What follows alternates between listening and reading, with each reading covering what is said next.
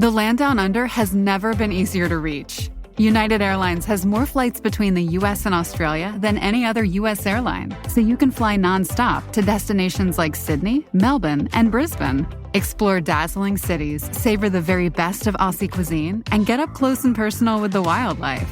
Who doesn't want to hold a koala? Go to united.com/Australia to book your adventure. Doctor, look!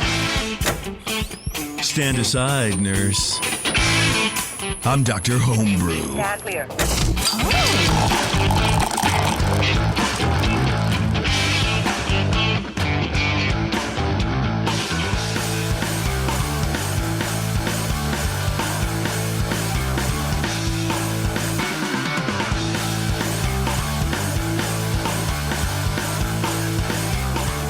What's going on, everybody? Welcome back to another episode of Dr. Homebrew.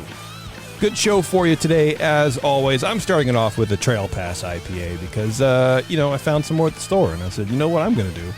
I'm going to buy that. And I feel like, it was that lupulin threshold shift, Cooper, where it's like things aren't hoppy enough anymore, and you have to get hoppier and hoppier.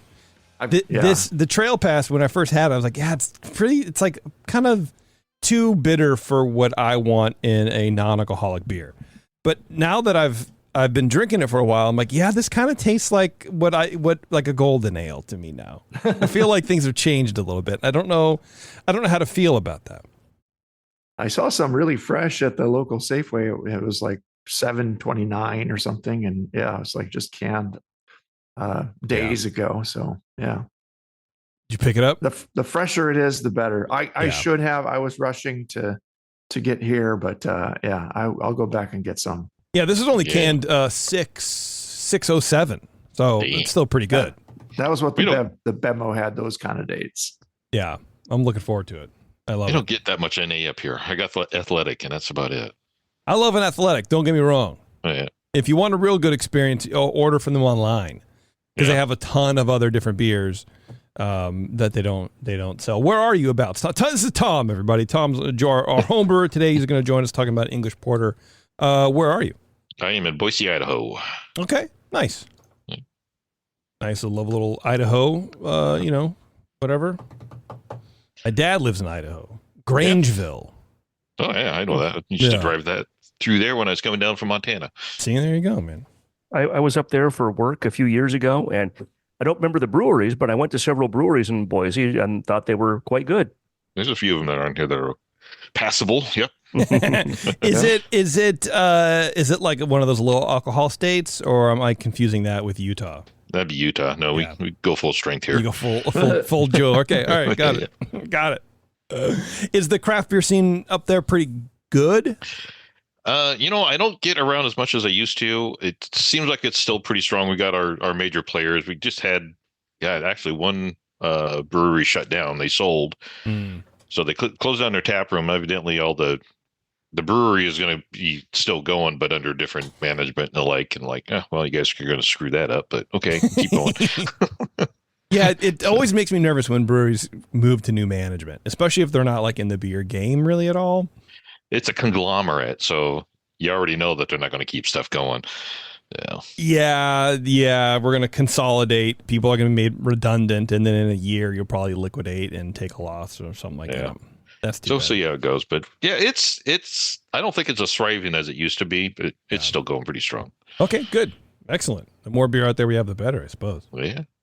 All right, boys. Well, why don't we go ahead and get started? Tom has an English porter, like I mentioned, and we were chatting a little bit before the show, and Tom was saying that he brews this a lot. Is that right? Do I remember that correctly, Tom? Yep. This is probably about the 8th time around.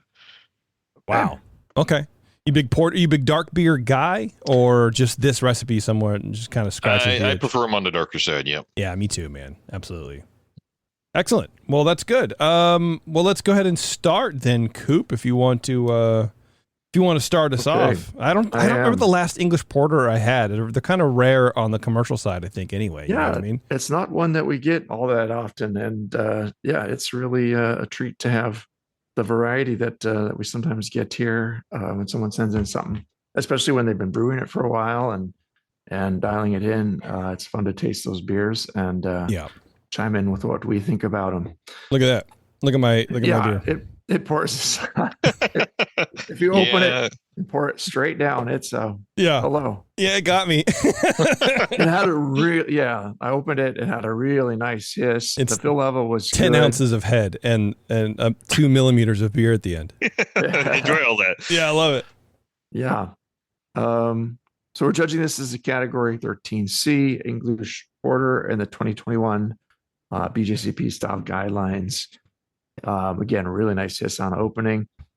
As I sniff the beer, I'm getting a medium chocolate and only faintly roasty. Just there's a hint of some dark caramel under that and light biscuit. Pretty good complexity. I find a medium low earthy hop in there. There's some light and inobtrusive fruity esters as well. Until it's an ale, but it's not screaming fruitiness. Seems very clean. I'm not getting any DMS or diacetyl. No alcohol really noted here. This isn't noted as being a high alcohol beer, so that's appropriate. Appearance-wise, it's a dark brown, pours with a really large, fluffy head of tan bubbles. And the beer itself seems quite clear when you look through the glass. So good for appearance. The retention is fantastic, but that head did throw me for a little bit of a loop. Like, okay, what's it going to do here? Hop out of the glass at me. Flavor-wise, this beer is richly malty. A medium low roast in there behind that, not really roasty, but just kind of general dark malt, dark bread like character, and somewhat nutty as well, and biscuity. Just really good complexity. I liked the array of malt flavors that are in this, and a lot of the ones that are called out in the guidelines for this style. It's not one that I drink every day or even get to judge that often. So. But it tracks well with what's called for here. Just a bit of I guess I'm calling it a perky quality. I don't really want to say acidic, but the flavors are intense and bold. And I suspect this is coming from that high carbonation that's evidenced in the way the head pours up and goes. But yeah, it's nice, chocolatey. It's not burnt and or too roasty. And the bitterness is medium low, kind of out of the way. There's a faint licorice in there too, a little bit of toffee. As it warms, I kind of find that edge increasing a little bit. I don't think it's there's any like phenolics or anything in here that are biting or a harshness that's like an off flavor harshness, but it's just the carbonation is driving those the rich dark chocolate flavors into being a little more intense and biting. It's a lot to take. Feels like it's just a little bit bigger overall than you might expect a little unassuming, 5% English porter to be. In the mouthfeel, I get it's medium bodied. It's definitely not like full, but this can go medium light to medium. It's kind of more towards that medium, somewhat high carbonation, and should be medium low to kind of medium high carbonation. And so it's kind of riding over the top edge of that for me, but that's just a minor point. The beer, despite all that, is somewhat creamy at the same time. It's got a nice little bit of creaminess to it. Not like a milk stout or anything, or there's any lactose in here, but smooth. No heat or alcohol really jumping out either here. I'm getting a little carbonic prickle again. It really drives this beer. I don't get. I'm not finding any astringency. So yeah, 4 out of 5 for mouthfeel. Just the carbonation's kind of over the top.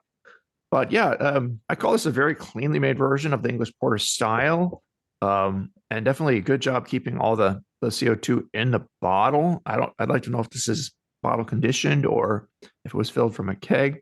Usually the opposite problem is, what people have, not getting the beer carbonated enough. Or then you have the over the top where it's a gusher, but it was just right to that edge where it poured very substantial head, but it settles down after a while, just keeps a nice head on top there. You could dial back that carbonation a touch if it's, bottle condition, lighten up the sugars, and A, and B, make sure that your fermentation's all the way done too. But it's pretty nice as it is. I landed at a 39 for this beer. I thought it was well made, and you could just fine tune it a little bit to get it up into the lower to mid 40s. But thank you for sharing it. It's really, really tasty, and a lot to keep your interest for a moderately low alcohol beer. So nice job. Yeah. Very good. Shar, you ready, buddy? I am ready. All right. Are you all ready for me? Oh, always. Yeah. Okay. I've done stretching and everything. Well, exactly. So stretch. Right. Tom, I've asked my question that I always ask everyone. You'd feel cheated and shortchanged if I failed to ask you my question. We'd have to give him a refund. refund. Are you in a homebrew club? I studied for this question, so I'm ready for it. No, I am not part of a homebrew club. Well, you were a rugged individualist in the mountain states. You go out and you trap your own furs and make your own pickles and stuff. Yeah, the only fur I get is from a stuffed animal, so Me too. Now that's cool. Now, I always want to know. It's just always curious. Especially, it's funny as the years go by. And pre-COVID, post-COVID, to chat with people and find out what they're doing with that. So that's cool. I largely echo what Cooper said, even though I was, you can see on YouTube, I was out of my chair for like half of what Cooper was talking about. And then my microphone fell over, and then I got tangled in my cords, and it was it was a whole thing. So you people that are just listening on the podcast, you're missing out on all this awesome YouTube stuff where I'm all mad and I'm all muted and swearing at my microphone and stuff. And that's the kind of quality content you're missing out on by not going to the YouTube channel. Anyway, that's right. The bottle inspection, it's a bottle, it was appropriate size, it was nice. I had a great hiss when I opened it, which is always so nice. I mean, Cooper was just talking about this, where it's hard, the packaging is so difficult, it's hard to keep the carbonation in the bottle. It made me feel good, and it gave me a good first impression that I opened that cap, and there was a good authoritative CO2 hiss out of there. Aroma was, I really liked the aroma a lot. It's bread crust, not toasted bread crust, but like bread crust of good bread, chocolate, some caramel without being roasty. This is a style that people get tempted to make it roasty. It's not supposed to be roasty. It's dark malt. It's not a roast style. And you hit that really well. No off aromas, no diacetyl. I got kind of a low stone fruit, sort of plummy ester character in the aroma. Not at a real high level, but something often associated with the dark malts. I thought it was real good, 9 out of 12. Appearance, 3 out of 3. Gigantic tan head. And for those of you who are watching on YouTube and watched my microphone fall over and me get tangled up, you can see here's some head left over. And man, there was like in my little cup here, when I poured the first bit, I got up to pour some more, which is why I had all my technical difficulties on my end. There was like a good 2 inches of head when I first. Yeah, Coop, you can see that on his. Yeah, there's a lot of head in this beer, which I appreciate. It's sort of a tan head. The color of the beer is very dark brown, almost black, the way it should be. It's clear at the edges, so it hits the mark for clarity. Gave that 3 out of 3 for appearance. Flavor, just like in the aroma, it starts off with kind of a medium bread crust chocolate flavor. And then low hop bitterness rises to almost match in the middle. This is a malt forward beer, which I think is fine. I think that hits what the style is supposed to be. This is not an IPA, not an English IPA even, medium low to medium bitterness. I think this, definitely falls in the category of medium low bitterness, which supports that malt, but the malt is still the star of this beer. The finish is long and malty. It's well attenuated, no off flavors. I didn't get any hop flavor in this, which is fine. This is, again, not a hop forward style. Gave it 15 out of 20 for flavor. Mouthfeel, 5 out of 5. Medium body. I didn't find this to be as carbonated as Coop did. And maybe it's bottle variation. maybe, although he had a head that was as large in that cup as I had in mine, with the pretty much the exact same, BN, Winterfest cup that I've had for 10 years. Uh, maybe for me, some of the carbonation just kind of came out with the head. Maybe I'm just not perceiving the carbonation like Coop did, but I thought the carbonation was, kind of right down the middle in medium. So we have a little bit of a disagreement there, but again, that's bottle variation, and that happens. Creamy, no warming. I was going to say light warming, but I had a beer while I was making dinner, and I haven't eaten yet. So that's often a thing on the first show of the night where I might drink an American light lager and say warming. Yeah, because I haven't eaten for like 8 hours. So yeah, that happens. The kids and parents, remember to eat before you drink. It keeps you from getting sloppy too soon.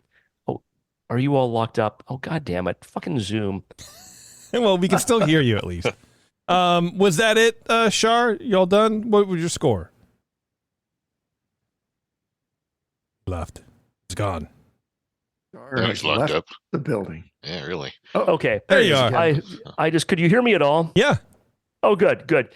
Zoom is telling me my internet connection is unstable. I've got to get my internet guy out here because this is happening all the time. Now that I have a second job and I'm working at home a lot, I have this problem in Teams where it's always like I'm dropping out for like 30 seconds. Yeah. And I just, damn. It makes me so unhappy. I need to get the tech out. Anyway. For sure. 5 out of 5 for mouthfeel. Again, no warming, no astringency. Overall impression, I give it 9 out of 10.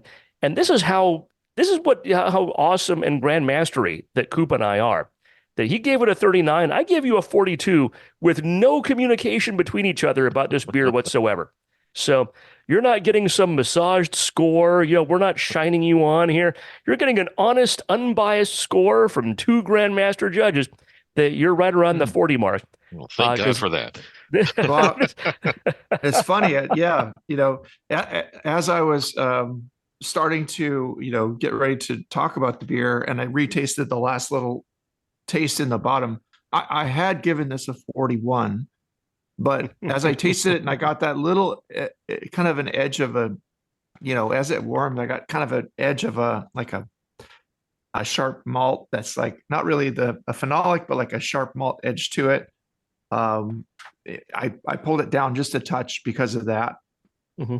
And I also saw you cursing and yelling. I thought maybe, he must be giving it a really low score. I'll have a lot of work to do. No, I didn't. I'm just kidding about that. But yeah, the carbonation, as you aspirate the beer in your mouth, you can kind of feel it coming out of suspension still, as it does when you pour it. But I think, we're real close. And at a judging table, we'd be just fine and say, okay, that's a 40 then. Great. Yeah, this would advance to best of show almost certainly if this were at a table that we were judging, first round and like a regular competition. This would almost certainly go to best of show round, I would think. I agree with Coop. Maybe a little bit less carbonation would be a good idea. But I'll tell you, and you've heard on this show numerous times us whining about carbonation. I'd rather have too much than too little. And when you're judging, when you're pouring that beer, and I'll say this, I was kind of, I wasn't joking about best of show. When a beer goes to best of show and it's sitting out on that table for a long time, because you might have 40 samples out there, you're trying to winnow down what's the best. I don't know. I would almost rather have a little too much carbonation because you're not going to get dinged early on for having. You might get dinged a point or two for having it be too much. If it's a gusher, you'll get knocked down more. This beer is not a gusher. You might lose a point early on, but Coop and I are both telling you this is around a 40-point beer here. When it's best of show round and it gets into like the top 10 and there's still some carbonation left, I believe that's a competitive advantage. Okay. That's a very good point. One person's opinion there. But yeah, I think if anything else, the recipe's great. Maybe a tiny bit of hop flavor might be good, but it also might take you out of this beer some too. I didn't get a lot of hop flavor in this. I think I was pouring myself more while you were talking about that, Coop. But I think maybe a tiny bit of hop aroma or hop flavor in more than there is now might really push this up more. But by and large, I wouldn't screw with this. I mean, I heard you say you've made this like 8 or 9 times. Yep. It's real good. I like it a lot. Clearly, you like it a lot. You wouldn't make it 8 or 9 times. Right. I just keep doing what you're doing, and thank you for sharing. Quite a nice balance. Good flavors. Yeah. Yeah, to Cooper's point, I think we had the Goldilocks, 3 bears issue. Shard didn't have enough. Cooper had maybe a little bit too much of the right amount. I had a waterfall or a geyser. It was a little creeping up. I went and got a napkin because it just like the creep was coming up. So I don't know if there was a contaminant, because I did get a little heat. There was a little hotness in there. I don't want to say sourness, because the problem with dark beers is that if you use too much of that black roasted barley or something like that, or black patent, which in English porter you shouldn't really have too much of, but it can give that sort of briny, thing. It's acidic stuff. Dark malt. So it could be just that. It could also be there's something in the beer, but there is a hotness that was really hard for me to, I feel it in my throat still. So I'm of the mind that there's something in this bottle in particular acting up.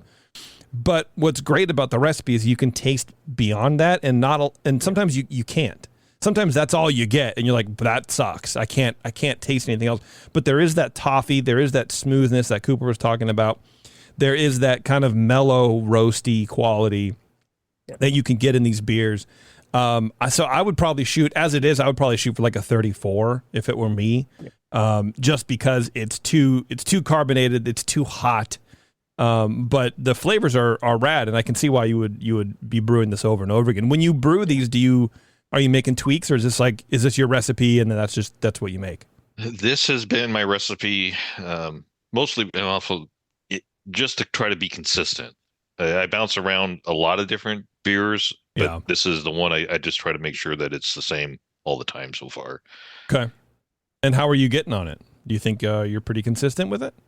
I think so. I think every so often there's something in my brew that, like my last Rausch beer, there was something funky, and so I try to go back and make sure I can do this consistent and try to weed that out. But I haven't found out what it is yet. Okay, well, hey, maybe we can figure it out. Let's take a quick break, and we're going to come back, and then I want to hear about your recipe and get any questions from you. So hang on, everyone. It's Dr. Homebrew. We'll be right back.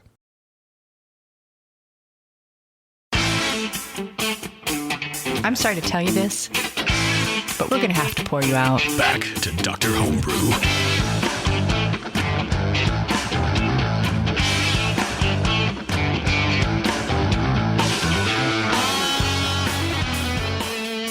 All right, thanks for sticking around, everybody. We are back with Tom talking about his English porter, and we're about to get his recipe. Tom, what do you got for us? Okay, first, the dirty little secret is I threw this together literally because I wanted to brew one day. Okay. So, I threw it into Beersmith. I'm like, okay, I'm within guidelines. Let's just make this. So this is what I did. So recipe, I'll just do by amount. A 5-gallon batch. It's 5.5 pounds of pale malt US, 5 pounds of pale UK, 14 ounces Carafa 1, 12 ounces of brown, 11 ounces of flaked barley, 6 ounces of Carafa 2. I got 1.1 ounces of cluster, and then the English I used was Safe Ale S04. But before we get too far from that, you used brown malt? Yep. Wow. Okay. I usually hate brown malt. And it usually comes across like tire rubber or something to me. Whatever you did with that, maybe it's the yeast. It's phenomenal. Yeah. I think it is the characteristic malt, for the flavor of London type porters. Yeah. But I think and Carafa is not really something that's called out for in, as characteristic ingredients in the style, but it's a nice trick to get a lot of dark malt flavor without a lot of bitterness or roastiness or too much edginess. So that's kind of interesting. Yeah, I do kind of remember staying away from, because I had the black patent running around, and I kind of kept away from that. Yeah, good idea. And I'm wondering, JP, if that heat you're feeling is the 6% alcohol this came out as. I mean, that might be. I guess I assumed it wasn't, because Cooper was like, that's what you want for low alcohol, beers. It's not, it's not poking out there too much, but it could also be that edge I was getting as a little alcohol. I didn't get any heat, but you did. But yeah, that is. So that slight warming wasn't just me imagining things because I haven't eaten for ages. Okay. Yeah. No, you're warm, baby. That's you. Yeah. A little above the but yeah, I mean 0.6%. It's not crazy high, so that's fine. Yeah, I'd like to dial that down just a little bit, but I'm more curious about that sharpness that you were tasting as it warmed up, where that might be coming from. Yeah, I want to back up a little bit before, unless Coop, do you want to go first? No, go ahead. So I want to back up just a little bit. So you use like the dry yeast, which is so much better than it was 25, 30 years ago. Do you ferment in glass or plastic, or how do you ferment? I ferment all my beers pretty much 2 weeks in glass. Okay, like a standard glass carboy. Yep, 6 gallon. And when you brew, do you have like a all-in-one, like a Grainfather type thing, Brewzilla, or like what's your setup? Let me see, because I got about 2 or 3 different setups, and I think on this one I actually do it in Brewzilla. It's an all-in-one. Yeah, that's what I got it in. Digiboil or something. I can never remember the name of the darn thing, but Williams Brewing it's their unit, whatever that was. Okay. So yeah, my theory about the perceived sharpness, and it's not really a biting harsh sharpness like a phenolic or a super hot alcohol bite, although the alcohol may be coming into play a little bit now that I know about it. It just was the carbon dioxide. It's carbonic acid, and it makes everything have a little bit more of an edge, where you've got smooth malt flavors in here, obviously, but they're just poking a little more aggressively, not turning into roast or anything like that, but just getting a little sharper, getting a little licorice-like, a little acidic. What was the descriptor JP used before it? But yeah, maybe the hotness, I guess you said. But yeah, or like it's just a little bit of it makes things that are already, rich and flavorful just a little more sharp and edgy. But if you have the carbonation too low, everything just gets dulled, and you have really nice warm malt flavor, or you can get a beer that has really nice malt aroma, and then you get in the flavor and everything's just dull, and you're like, where'd that go? And it's like, okay, I think that the carbon dioxide just isn't driving it well enough. Yeah, the carbonation is a story in itself. So I was worried about that because I do keg and trying to get it into a bottle. And the first time around, I didn't hear much of a hiss at all. So it took me about 3 weeks to try to get the pressure up enough in the keg. Yeah. That I felt that the bottles were carbonated and would stay carbonated throughout the trip. So yeah, I'm sure the unstable, the 3 different bottle carbonation amounts was highly due to that. Yeah. And we are also in the middle of the summer here, and it was probably traveling to us in the middle of that crazy heat wave we had, last month. And so that's true. Who knows? It might be tasting a slightly different thing than you are there, but it held up pretty darn well, I'd say. Yeah, flavor wise, aroma wise, it sure held up through the heat of transit. And when you're bottling off the keg, do you use like the beer gun, or do you just kind of take it off the spigot into a bottle, or what's your process for that? It's a counterflow. Okay. And I can't names. I always forget, but it's the counterflow is counterflow. I understand. Yeah, and it seems I got a beer gun. I don't like it as much. I like this counterflow a lot better. Mm-hmm. But yeah, there's an art to filling bottles. Yes, I do growlers for the guys at work, and yep, some of them foam, some don't. So yeah. And it always depends on what free beer, so there's no complaints. So. Yeah, that's kind of how that goes. It depends on the order. Beer. It depends on the order that you fill it into. It's a pain in the ass. Yeah, it can be. All right. Well, what do we think, Tom? Do you have some questions? No, questions? Actually, I really came on because like I said, I brewed this beer just as a porter, and then Coop was asking, it was like, well, what category? It's like, oh shit, I don't know. So I stuffed it into this one just to give it a shot because it seemed like it lined up as much as possible. And in the end, it was just I wanted to know, because my biggest problem is I can't taste all the the finesse of beer. It just doesn't come out. I know what I like, but I can't. It's like, oh well, this has got this, that, or the other thing, and I needed to find out if all my friends were liars or not. So I think I got that worked out. I mean, the answer is usually yes. Yeah, you know what I mean. But there could be finer points to that too. Yeah, but I really wanted to find out what just my technique, if it was good, and it sounds like the process is all right. Now I just need to go maybe play with flavor a little bit, get this dialed in a bit. Okay. Any follow-ups for the for our lovely guest here, Brian's? No, I'm glad that I'm back. The third time I've dropped out in the middle of this conversation. So sorry about that, Tom. No, I really appreciate you sharing this, and it takes thank you for that attention to detail of getting these bottles filled up and carbonated. Like I've said, I would rather have to deal with the issues of a little bit of overcarbonation than not. And JP had to deal with the little bit of a gusher. If there's when you sanitize your bottles, just make sure that you have them sit in some Star San for a while or something, and I'm sure you are. It's just I like to try to get. I'm with Jamil. I don't bottle a lot, so when I bottle, I tend to go to the More Beer or someplace and get new bottles, and they might be a little bit dusty, but I'd rather deal with them being a little dusty. You can wash them out and put in some Star San. That's easier to clean than like bottles you've bottled other beers in multiple times before, because that starts getting like the proteins and beer stone and stuff. And if that's all in like 1996. When I was making beer for myself, and that was about it. Yeah, sure, I'd reuse bottles like 10 times. When I started to keg, and if I wanted to enter competitions, I'd want to get some clean bottles. So I'm sure you're doing that. But yeah, what you're doing at the risk of just beating this dead horse, I'd rather have them a little overcarbonated than not carbonated. Absolutely. And I'm guilty of using crappy bottles, used bottles left over from Dr. Homebrew. I just sent in my second round entry for the National Homebrew competition, and I just foraged for whatever I had around. I didn't go to More Beer. Let's unpack this humble bragging here.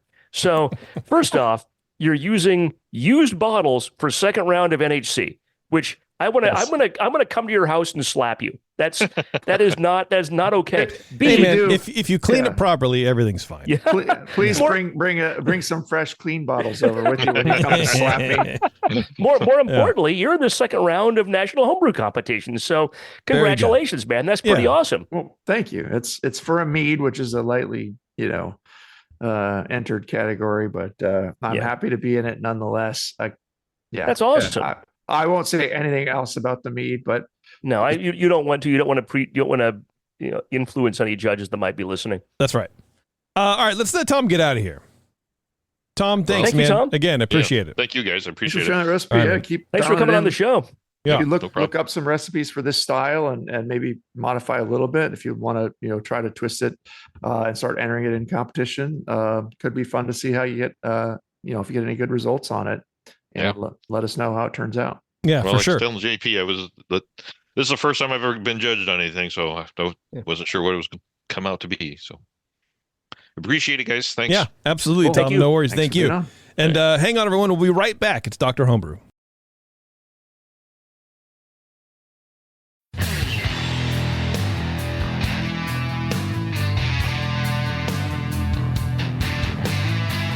Now, back to the examination.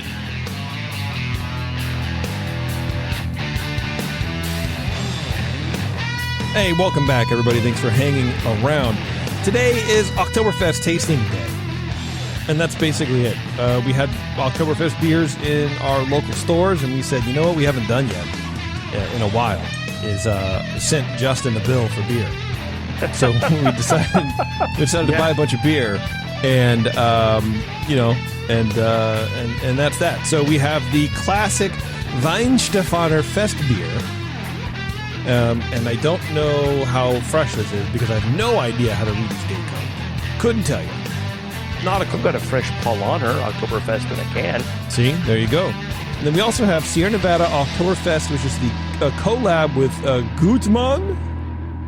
I guess and you know what I have, JP? I've got one that I think you gave me last year, which is a year-old collab with Kehrwieder Brewery. So we can have a head-to-head with last year's Sierra Nevada collab with this year's Sierra Nevada collab. I love the Sierra Nevada collab Oktoberfest beers. Every year, they're good. They're great. Yeah, they really are. But I kind of sometimes like just Sierra Nevada's Oktoberfest better. Yeah, I don't know. But I love the collabs. I think they knock them out of the park every time. Yeah, and it's such a cool thing. So we figured, it's getting that season. You're going to see a lot more Oktoberfest out there. I also love the fact with the Sierra Nevada collabs, they're always with breweries I'm sure there's people out there in the audience like, well, of course I've heard of Gutmann and Kehrwieder and all these. There's small ones. There's small breweries in Germany. Really? That's are, cool. I presume they're regional or smaller breweries. Like, I've never heard of Gutmann. And I love the fact that you're getting a collab. I mean, Paulaner, Weinsteffen, all those ones are great. They're great breweries. They make great beer. I love that they're collaborating with maybe the smaller, lesser known German breweries on these. Absolutely. Well, I looked up the brewery, and it's in a very small town in Germany called Titting, Titting. It's a town of about 2,685 people. And the Gutmann Brewery is located there in Bavaria. Nice. So yeah. How does Sierra Nevada even find these people? So let's just find the most obscure German brewery we can, and bring them here to our brewery and see how they do a fest beer. I don't know. Right? Yeah. I don't know either, man. Oh yeah, I'm looking at my map. Yeah, they're in Titting, right there south of Nuremberg, kind of about halfway to Augsburg and a third of the way to Munich. That's pretty cool. All right, hell yeah. What should we drink first? What should we open first? I already opened the fest beer, the Weihenstephaner, so we might as well just we can do our German ones. I also have a Firestone Walker Oktoberfest, which I don't know. I have an easier access to the Total Wine at lunchtime from my house than you guys do. Nice. Hey man, that's all right. I'm just going to open both beers. I already poured some of the Sierra one, so I'll open the Weihenstephaner and we'll taste them side by side. Yeah, and you know what I would be interested to talk about right away is how heat damage can come off as a sweetness. Maybe you guys can kind of enlighten me a little bit about that, because that's what I get out of this, and how to differentiate a sweetness from potential heat damage and sweetness from the recipe, from ingredients. You know what I mean? Does that make sense to you? I get what you're saying. That I get that sweetness in the German one. I'm probably tasting. And so I would like to know, and I'm not expecting these the domestic one, the Sierra Nevada, to be equal. They're going to be different. There's going to be, I imagine regional tastes are going to vary, and anything made in America is going to be a little bit more hoppy, a little bit tailored more to our palate than this German beer. But yeah, it's really interesting. For sure. My Paulaner is not that sweet, which it's actually really, it doesn't even have like a huge Pilsner sweetness. It's pretty, but to me, and I'll just, Coop is drinking, I'll kind of throw my 2 cents out. It can be hard. You're right. It can be difficult to tell the difference between Pilsner malt perceived sweetness, even when it's not sweet. It gives off that character. And, kind of that oxidation that isn't necessarily cardboard, but that flavor, that sweetness that makes you, it tells you it's heat damage or, old or what have you. Right. And to me, a lot of that is how much of that is honey-like versus perfumey. As to me, Pilsner malt comes across more perfumey. And you could have a Pilsner beer that's attenuated down to 0, and you're still going to get some perceived sweetness in the aroma and the flavor from that character of the malt. And that to me is kind of a perfumey sweetness. That kind of coarser, I like honey, don't get me wrong, honey is great. But honey to me is a more coarse sweetness. And it's, to me, it's like a stop on the highway to cardboard. like exit 14, honey, exit 16, cardboard ahead. It's like you can see the exit sign for where you're going. You're like, okay, that's I see. I get it. Exactly. And that to me is a big difference and a differentiator between what is a Pilsner malt character or versus the fact that it's been heat damaged or oxidized. That's a good explanation, because as I'm drinking this, I don't know if have I had Weihenstephaner Fest beer before? I guess we've done it before. We tasted it on the show before. Yeah. What I like about this, and maybe it's this batch, is it's very floral. To your point, Shar, there is a sweetness. It's almost honey, but it's like honeysuckle. Yeah. So there's a high floral character to it, a high floral component, which I can only imagine is from the malt. And then that honey at the end. So I would imagine some of that is maybe accentuated by possible heat damage coming over, but it's in no way distracting, and it doesn't smash those lighter flavors too. Yeah, you're at the exit before honey. Yeah. You can see honey quarter mile ahead. Yeah, last stop for honey. Roll back the audio just a second though. You can only imagine a floral character coming from malt and never ever from a hop, or because noble German hops could definitely be Hallertauer is very very floral. I think you misheard me. I didn't say you could only get it from that. I said that the sweetness doesn't squash the floral. Yeah. I didn't mishear you. I just twisted your words a lot. Oh, okay. All right. Yeah. It's political season. We got to do something. Right? Cooper, the thing about gaslighting is you never admit that you're doing it. You can never work for a presidential campaign. Yeah, let me teach you how to be married for a second. Okay, you never admit that you're gaslighting somebody. Okay. My Weihenstephaner I have, it's a combination of the perfumey, malt, Pils malt flavor with a little bit of that kind of honeysuckle thing, like you're saying. You can tell that it's not entirely fresh. The other thing I'll note is tasting them side by side, I get a fair amount more sulfur off the Sierra Nevada Oktoberfest in the nose and in the flavor. And it's not at all to a level where it's annoyingly sharp sulfur, but you get that fresh lager, like kind of light sulfur backgroundy thing. Whereas that's much more subdued in the Weihenstephaner Fest beer. I don't get that in the nose so much, but I get it in the flavor. That kind of prickly, sulfury, thing. And it's not rotten egg, but it's a little, just a little. It's a little light, funk, yeah. Like the edges of not skunkiness really, but like just a sharp little sulfury or eggy, not eggy, but yeah, just. Yep. You know what? Sometimes whenever I have whenever I smoke a cigar, kind of like the last quarter of it or whatever can get sulfury and eggy, and it fucking turns my stomach. And it's almost like that, but not disgusting like that. It is somewhat very pleasant. What shocks me about the Oktoberfest, the Sierra Nevada one, the collab, in the nose, it's very almost lemony. Mm-hmm. I think there's a fair amount of hop to that, honestly, and it's fresher, so you taste the hop more. But I wonder what what kind of hops they used in that, because it doesn't play the same way as the Weihenstephaner. It tastes more like a Hallertauer, like a floral hop, and this one it's not an American hop, but it's a little more towards the spicy, prickly side of things, and it's really nice too. But it's a more like a little bit bolder beer, and that it's got a little bit more bitterness to it, a little more. That's more noticeable, probably because it's fresher and it traveled less far.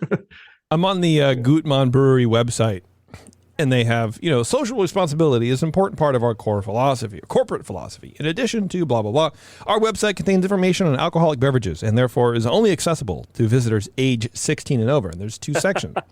Yes, I am over 16. No, I am under 16. Nice. No matter which one I press, it says I'm not of minimum age. Oh my God, it's doing that to me too. That's hilarious. So maybe because we're outside Germany. There we go. I got in finally. It just takes a while. Follow the button around the screen until you click it enough times. Right? No 16-year-old could do that.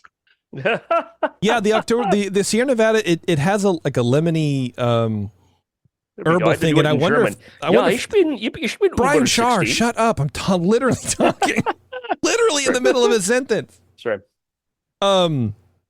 I wouldn't be surprised if there is some sort of new school. Maybe I'm being too hopeful here. Maybe they change it up, but it just seemed really bright and lemony, like a lemon pith almost, which we talk about grapefruit pith a lot, but there's like a lemon thing too that I find really fascinating.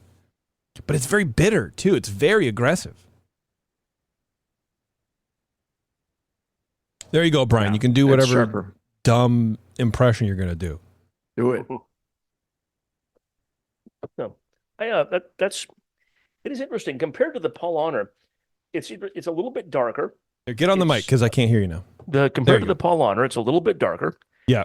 It's definitely hoppier, and overall, I think the flavor.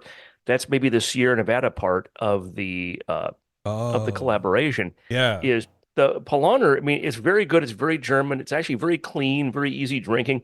There's less to it. There's nothing wrong with it at all. There's less to it than I would have expected. The Sierra Nevada / Gutmann is, I'd say, much more flavorful, both from a malt and hop standpoint.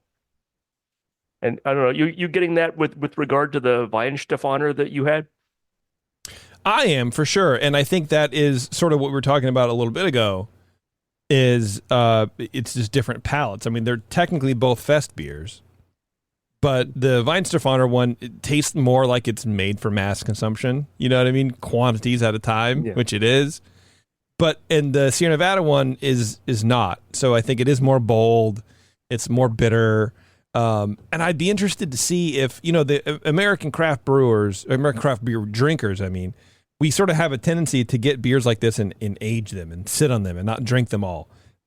And I wonder if there's some of that built into how they make the recipe. Or it's like most people aren't going to drink a 6-pack of this in a weekend.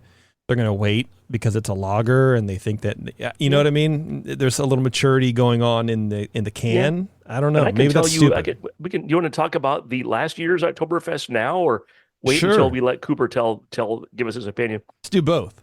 Okay. Oh, I don't have an opinion. I was just looking at this. There's a bus you can ride from the train station to the Tittinger Kellerfest, and I'm trying to figure out what. Yeah, the Kellerfest. I wonder if that's like a Keller beer tasting or something. I want to go there now. It sounds. I totally want to go to the Tittinger Kellerfest. Dude, that'd be good, dude. That's gonna be awesome right there. But I think you guys should go. You should go and do a live recording from there. Will Justin pay for that? Yes. Yes, he will. Just link him into your 401k and it'll be fine. Exactly. Right. The last year, and this is not. I will drink this and talk about it, not to slag either Sierra Nevada or the was that one Carabiner Brewery, because this is not intended to sit for a year, as you were saying. There's like, it's cloudy, and I can see I don't know, say floaties in there, probably yeast or something left over from before. It's kind of blah. Looks like it got a fair amount darker over the year. Definitely got darker over a year. Right, like here is the old one. For those of you watching on YouTube, this is, you can tell the difference in darkness. It's significant, multiple degrees Lovibond here. And it's not bad, but it's much more malt focused. And we were talking about, honey earlier. There's not honey in the aroma or the flavor, but it's the exit before honey. You can tell honey is coming. And if I'd opened this up at Christmas, this would be like, wow, what's this honey malt beer that I have in my fridge? Does last year's can also say Oktoberfest Fest beer, or does it say Oktoberfest? It does. Last year's can says, okay, so they're both Oktoberfest Fest beer. It's still 6%. And it's still, this is a little bit different font, a little bit different presentation, probably to help you distinguish year to year. But it is in collaboration with Carabiner Brewery, which I'm sure they're an excellent brewery. Sierra Nevada is excellent. And to reiterate, none of this is meant to slag Sierra Nevada or Carabiner. No one can expect some year-old can. It could have been 2 years old. I don't know. I mean, JP, you sent cancer. This might have been sitting in my fridge for 2 years for all I know. I shove shit all over the place for you guys. I know. I mean, so the brewery itself has been around since like 1700s, but it became Gutmann in 1855. So you got to be doing something right. And obviously for Sierra Nevada to reach out to you to do a collab, you got to be doing something right. So they obviously make great beer. And this is why I really enjoy the Sierra Nevada ex-German brewery collabs every year. Because we get an opportunity to sort of taste these two minds on two different parts of the world coming together to brew a similar beer. I think it's really fascinating. And you get a lot of really cool flavors. And especially for a show like ours, or for people who are like-minded in such a way where you want to taste new things, new combinations of flavors in ways that you haven't before, which I guess that would be new. It's a great opportunity to do that. For sure. They seem to be primarily a Hefeweizen brewery, which is interesting. You go up to their website, they have light wheat beer, dark wheat beer, light wheat beer, non-alcoholic wheat beer, dark non-alcoholic wheat beer, light wheat beer, and dark wheat beer. Right. Hell yeah, dude. I'm sure the automatic translation is not quite doing it justice. I mean, when you go to Munich, it's all wheat beer. You get the Schneider, and they're they specialize in the Weiss beers as well. And then you go to Augustiner, and they have more of the traditional Bavaria, the Helles and the Dunkles and the traditional stuff. So there are definitely breweries over there that specialize in Weiss beers. That doesn't mean they can't brew everything else under the sun and maybe release as a specialty, but they have their own brewery yeast too, which I wonder if they probably didn't use that yeast because it would have come out like a Hefeweizen. Because knowing a little bit of German, here they've got like a Weizenbock, a light in the dark Weizenbock, the two NAs, a leichtes Hefeweizen, and then a Dunkels and a regular Hefeweizen. So that's just really kind of interesting to me, and that's a great collab right there. That's really a cool thing. I wouldn't have necessarily picked them if I were Sierra Nevada, but I'm not Ken. Right. So, I mean, their tagline. What do I'm just some guy. What do I know? Their tagline is "Gutes Hefeweizen." It's hey, we make good Weizens, guys. Yeah. They don't brag about their Oktoberfest. I liked Gutes Hefeweizen. It's great. Yeah. I think to me this smacks of like we hung out with these dudes in Germany kind of thing. Right. And they're cool people. And to me that's what you would want to do. That's how a lot of collabs happen anyways. Friends get together and be like, hey, we should brew a beer together, whatever. This is like just the same kind of thing. I'm sure there wasn't like a huge vetting process. And if they did it with Weinstefaner, there'd be big contracts involved. And they'd have to get the lawyers and all this. They just call this little brewery. I mean, a historic brewery in a little town that's been brewing for hundreds and hundreds of years, and say, come over and brew a fest beer with us. I feel like they did with Weinstefaner once. I feel like that was one of the first collabs they did, because this is like a relatively recent line. I could be making that up. I have no idea. Yeah. They could figure it out. Figure it out. Next time I talk to Ken, I'll ask him how this came about. I hope to go there. Because you talk to Ken all the time, I'm sure. No. But I went to I go to the Sierra Nevada Brewery in Chico about once a year if I can, when I'm going out to NCHF Beer Camp, the Northern California Homebrewers Festival. And it's not uncommon to see, I did the long tour there a couple times ago, and you see that's Ken always so fun roaming around, and he's always there involved with the people. And the last time I sat down at the bar and ordered some food, and I was waiting for some friends to show up, but I just ordered some food and ordered a beer, and he just came up and sat 2 seats over from me next to this other guy that was by himself, and just started talking to the servers there. And I didn't make a big deal or say anything to him that time, but I did pour a beer for him once in Oakland in 2009. As he was coming in, he was the keynote speaker. Who remembers these things, man? He was the keynote speaker for what it used to be called NHC, which is now Homebrew Con, which is maybe hopefully will become Homebrew Con again soon. Yeah. And we were just trying to get beer in glasses as fast as possible, and we had Oh my this God, all that was my out. first NHC. And yeah, There in Oakland, I poured a beer for a guy, and I look up, and it's Ken Grossman. I'm like, oh, nice to meet you. Have a great talk, And so yeah, he did pour his beer. So I'm on the Sierra Nevada website about this Oktoberfest, and first of all, it says the brewery's been family owned since 1707, but that's not true.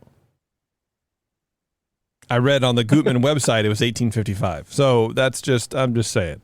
But they list the hops. The hops are Herbsbrucker, Laurel, Saphir, and Spalter.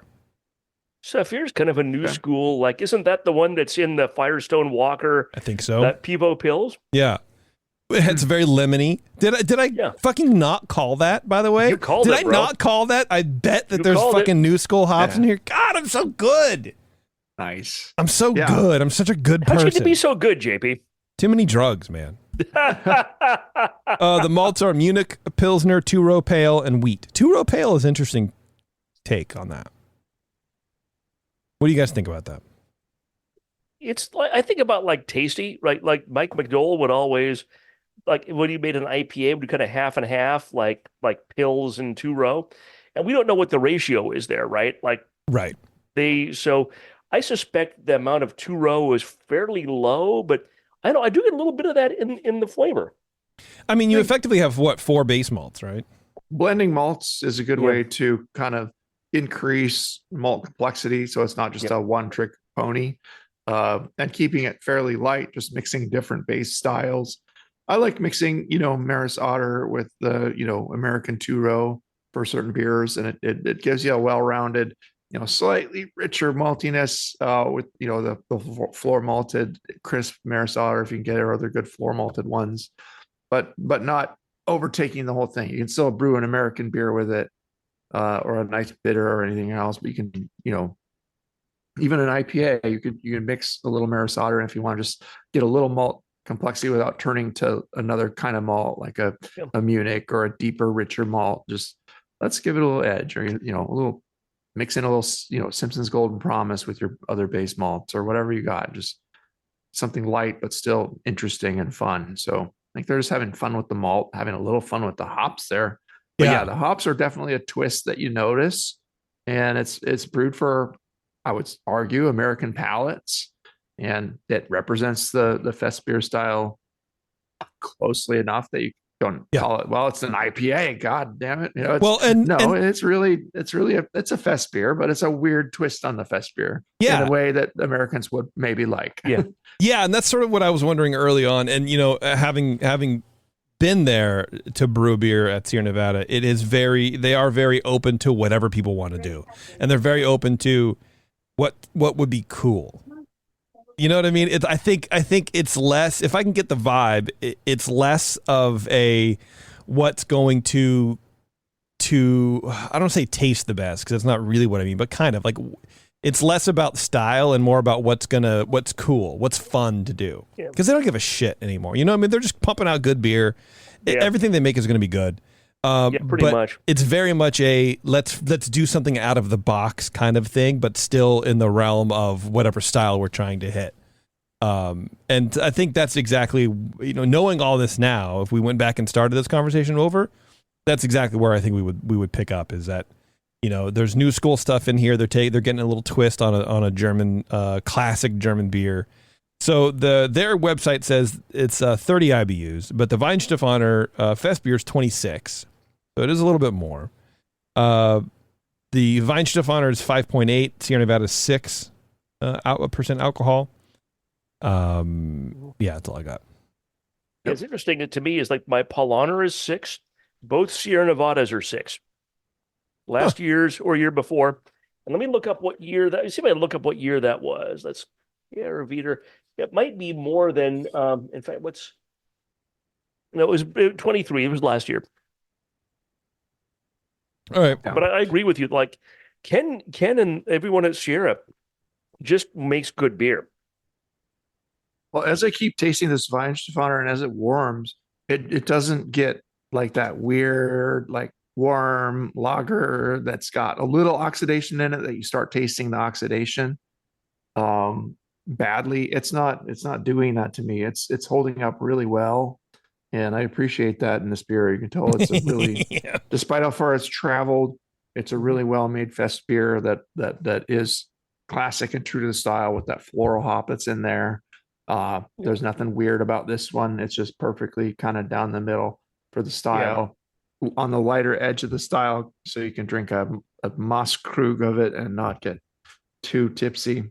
Yep. There you go. My Paulaner is actually exhibiting the same kind of behavior. I'm getting a little more hop, a little more malt as it warms up, but it's not. It doesn't get that unpleasant flavor that a lot of American lagers do when they get warm. And I say, oh God, it's not. A lot of like the mass market. One reason why homebrewers always will shit on mass market American lagers is, especially back in the 80s and 90s, they get a little bit warm. They needed to be cold so you couldn't taste how terrible they were. Yeah. And this is not a beer. This is not a beer like this. And my Paulaner here is tasting better as it gets warmer than it did when it was cold. Yeah, my Weihenstephaner tastes equal. I wouldn't say better. Yeah. The honey comes out. Worse. Yeah, it's the honey comes out a little more. No.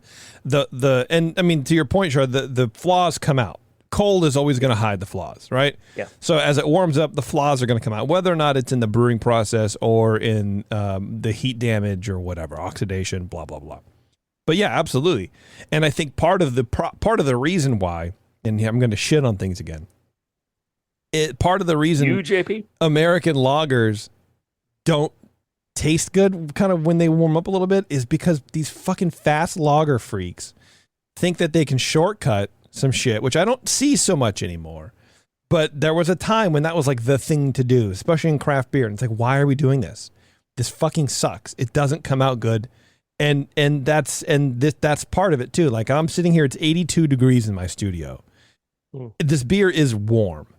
I wouldn't want to drink it if it was a fast lager because you get your weird flaws and your green apple nonsense or whatever.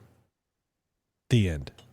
I don't know. I think that the big brewers are the ones that are most guilty of that, at least maybe back in the day. Mm-hmm.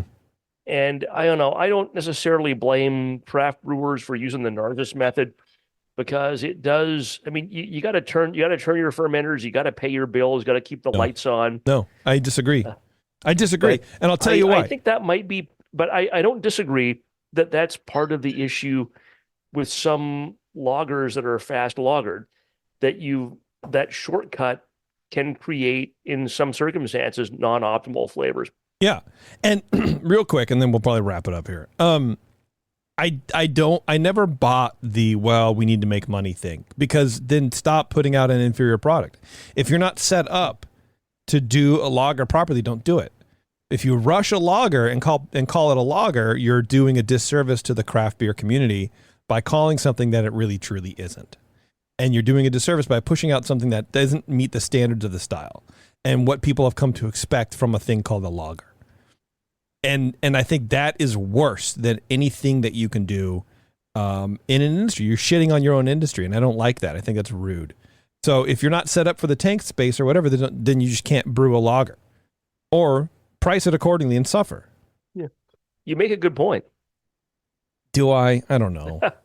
Who cares? Before we sign off, Yeah. You guys couldn't find this. I found this at my Total Wine. I have this year's Firestone Walker Oktoberfest Oak Aged Lager. Should I talk to this at all, or do we want to just stop the show? No, I mean, we've already been going over an hour. Okay. Yeah. I'll just drink my Oak Aged Lager. Yeah, do it. Well, maybe we can spread that around for the next show. I only got one, but there's fucker. Well, I figured we'd all get one. I thought, I'm going to save Justin some money. I'll buy one for the show. Fuck Justin and his money. I can go buy another one before the next show. It's Total Wine's like 5 miles away. It's not a big deal. Okay, yeah. All right. Well, hopefully we'll have it out here by that time. Yeah.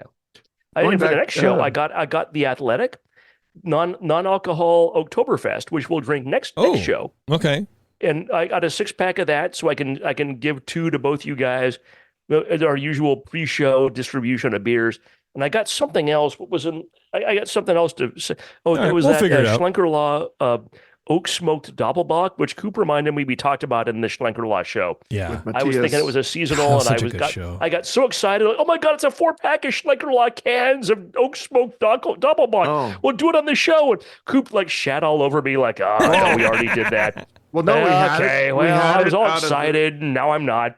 We had it out of the tall bottle with the cool green label, but I've never seen it in cans before. Yeah. That's true. We can drink it out of cans and talk about it. Right. That's right. Cooper, you wanted to say something before we left. Well, just going back to a little bit of the history of the fest beer, just a little interesting quote in the guidelines that I find to be eminently amusing. So they kind of lightened the style up. Since 1990, they started pouring fest beer. But back in the mid 1970s, Paul Honor developed this style. They created the golden version of Oktoberfest because they thought the traditional one was too filling and too rich. So they developed a lighter, more drinkable, but still malty version that they wanted. It's very light. They called it, the head brewer at Paul Honor called it more poundable. So yeah, that's they call it. More poundable. Okay. Was that in the 80s? They created it in the mid 70s. Okay. It's just poundable. Yeah. Or poundable. I love that. But there's actually a committee in Munich that they decide the beer that'll be poured at Oktoberfest. So it's very regimented and structured, and I'd like to go someday. I would love to be on that committee. Yeah. Someone get me on that committee. That would be hilarious. Fuck, I would love that. I would love that. Even if my opinion didn't matter one iota, I would love to. That committee would be such a dick measuring contest. Fuck, oh dear dude, God, that would be so good. Oh my God, I would love that. Man. They probably drink a lot of beer in committee, before committee, and after committee. During the Sierra Nevada, the day after, the day before. Yeah, the Sierra Nevada Oktoberfest. It's warming up. It seems more bitter to me. The bitterness is kind of highlighted, and I don't think I like it. Yeah. I think the malt's coming up also to balance. I think it's, for me, in my palate, it's still balanced. Okay. Yeah, for me, it's like at the end, it's almost too astringent. It's almost too bitter. So I'm going to let it sit another month, and then maybe we'll try it on the next The beer show. should be malt forward. There should be some balance to it, but it should be malt forward. I don't know. This is reaching balance as far as between malt and hops. You still taste the malt, and there's a lot of different ones in there to keep it interesting, but also the alcohol kind of pushes that edge and keeps it, Okay. It goes up to like 6.3 is the top of the guidelines. It's not over the top, but it's at the higher edge. So yeah, I was going to say the exact same thing as Coop, as I'm getting a little warming again. I haven't eaten for a while. I'm getting some warming at the end. Is it hops or bitterness, or are you getting some warming? No. I get bitterness. I get like hoppy bitterness. Okay. Yeah. Well, so tomorrow I'm traveling down to Judge Beers and NHC for the finals, and I still need to pack. So I will request to hop off of this call and well, we're going to wrap it up right now. So don't worry about it. We're podcasting right now. That's what the kids call it these days. Yeah. But do we need? Are we done? Do we need to take another break, or do we need to do any more business here? Can we tell people how to send us homebrew? You both need to take a pause so I can finish. Ready? Big breath. Hold the bubble. Hold the bubble. All right, everybody, thank you very much for tuning in to another fine episode of Dr. Homebrew. If you want to be like Tom, our previous guest, and send in a beer, email Brian at thebrewingnetwork.com, and he will get you sorted out. He'll get you on the show. You'll get beers to us. We'll distribute them on our haphazard, kind of way that we do. We'll get you on the show, and we'll either drill you a new one or invite you as a permanent host. What do you think of that? Not really. None of those will happen. Yeah. But what we are going to do is give you positive feedback on your beer and ways to improve, and allow you, like Tom, to ask questions. And that's really the most important part of the show, is asking questions about why we're saying the things we're saying and how you can improve those things and make a better beer overall. So Brian at thebrewingnetwork.com. We don't only just do beer. We'll do wine. We'll do kombucha. Anything fermented. If there's no guidelines, we'll make some up. We've made some up for kombucha before. So we're pretty good at doing that. So check him out, Brian at thebrewingnetwork.com. Email him. Just tell him hi if you want. I don't care. It doesn't matter. Please. Yeah. I just mixed the 2 beers. I knew you were going to do it. I knew it. You, Coop, you mixed What was your 2 ratio? beers? See, first of all, fuck Brian Cooper. Because not 2 minutes ago, he was like, I'm going to request to get off this call because I have to pack. And then he goes, well, no, I've mixed 2 beers. Let's talk about them. No, I didn't say that. I just wanted to drink the 2 mixed beers and get out of here. Mixed beers are good. It happens. So the hops do take over, though. They do, right? Yeah. Yep. All right, everybody. Thanks a lot for tuning in. Good. And it sounds good. And it sounds See you later. Adios.